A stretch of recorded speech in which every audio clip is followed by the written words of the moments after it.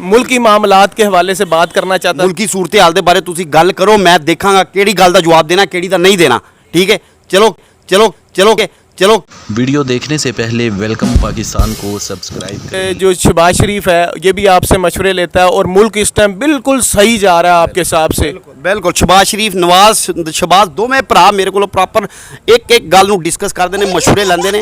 ठीक है, ये एटमी धमाके करने का मशवरा किहने दिता सी नवाज शरीफ नूं? नवाज शरीफ तो एग्री नहीं सी। नवाज शरीफ ने मैनू चुप करके साइडो साइड किया, उन्हें कहा रहन दो उस्ताद जी। मैं कहा ना, उन्होंने 5 कीते ने, असीं 6 करने ने।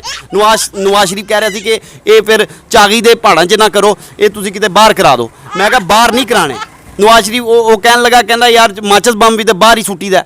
ठीक है, मैं कहा ये माचिस बंब नहीं है, ये नोयत ये तू फार्मूले नूं नहीं जानदा, ये फार्मूला मैनू पता है। HTCLL HCl H2SO4 लो दसता अज तुहानू फार्मूला भी जाओ। अच्छा गल्लां मेरे को खुलवा। शहबाज शरीफ सही मुल्क चला रहा है, ये कैसे है? शहबाज शरीफ सही मुल्क चला रहा है क्योंकि मुल्क तो नीचे जा रहा है, डाउनवर्ड जा रहा है मुल्क। सर मेरी गल सुनो, हर चीज़ ने थले ही जाना होंदा है। ठीक है, न्यूटन पागल सी जिहड़ा टाली दे थले बैठा सी ते सेब डिग्गा, सेब कित्थे नूं गया सी? थले नूं गया सी। हर चीज़ ने थले नूं जाना। शहबाज शरीफ साहब एक दिन बैड ते सुते पे सी और जिहड़ा वो करवट बदली, उन्होंने थोड़ा जिहा जरा बैड खत्म हो गया ते कित्थे नूं गए? उत्ते नूं ते नहीं गए, थले डिगे। ठीक है, हर चीज़ थले नूं जांदी है, मतलब उत्ते कित्थे ले जाना तुसीं मैनूं दसो? ए थोड़ी जी हवा है, उस तो बाद खला है, उत्ते खला ना कोई आलमी मंडी उत्ते ना IMF किंदे कोलों करदे लवोगे। ठीक है, उत्ते जाके तुसीं करना कि कुछ नहीं हैगा, नेरा नेरा। ठीक है, जिथे तुसीं हैगे उत्थे रवो, उत्ते जाके की करना तुसीं? ये खला च बहुत मुश्किल हो जानी, बिल्कुल कल्ले हो जाओगे। पेट्रोल की सप्लाई थल्लों उत्ते किवें दोगे? गड्डियां किवें चलणगियां? साग डार के आने से फायदा कैसे होगा रहे थे? मैं साके नूं, ये मेरा ही मशवरा थी कि साके नूं मैं शहबाज शरीफ नूं कहा, मैं कहा साके नूं पिछां बुला। ठीक है, वो सारा दिन उत्थे कुत्ता लैके गलियां 'च जिहड़ा ना घुमांदा फिरदा है। ठीक है, चार्टर्ड अकाउंटेंट हैगा उत्थे ज़ाया हो रहा है। ठीक है, ये इत्थे उन्होंने वापस बुला। ठीक है, तो खजाने के भाग कुछ चारा ने कमाइए। ठीक है, वो गल मेरी समझ नहीं आ रही, उन्होंने पता नहीं किहदे कोलों डरी जाने। हालांकि साग नूं कोई खतरा नहीं है। ठीक है, वो गल नहीं बना रहे जिहड़ा साग ये मुफ्ते कोलों नहीं सांभी जा रही, मईशत बड़ी औखी होई पई। साग डार कैसे संभालेगा? पहले तो भाग गया है। इसाक दा निकाह होया डॉलर दे नाल, उन्होंने इसाक डॉलर एवं नहीं कहते।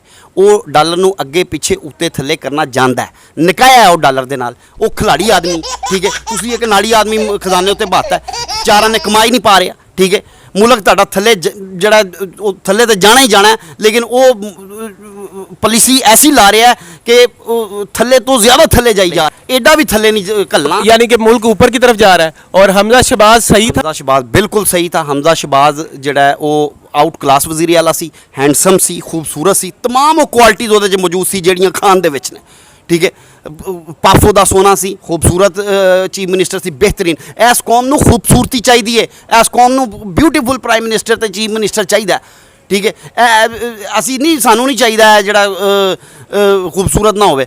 ठीक है, तो इमरान खान सही नहीं है? इमरान खान मुल्क के लिए बेहतर नहीं है? उसने पावर शो किया, इतने लोग बुलाए हैं, इतना कुछ हुआ है।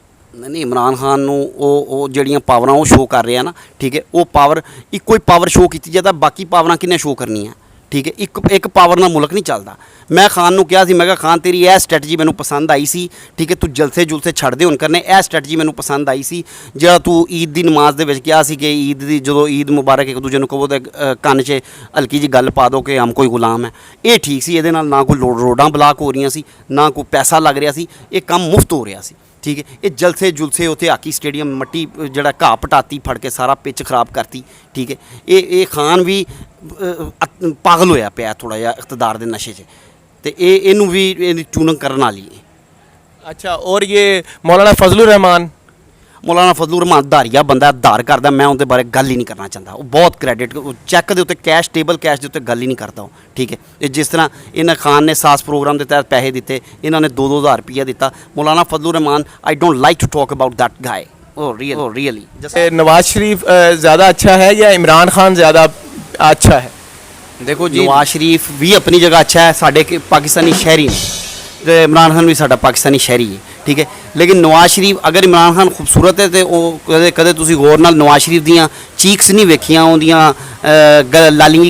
लाल गल्लां नहीं वेखियां होंदियां। और मैनू शक पैंदा कि नून लीग वालियां ने कोई झूठ बोलिया होया है कि नवाज शरीफ वड्डा है तो शहबाज शरीफ छोटा। मैनू लगदा शहबाज शरीफ वड्डा है तो नवाज शरीफ छोटा, क्योंकि नवाज शरीफ एडा यंग लग रहा है। उनकी तुसीं ਸੁਰਖੀ ਵੇਖੋ ਗੱਲਾਂ ਦੀ, ਠੀਕ ਹੈ।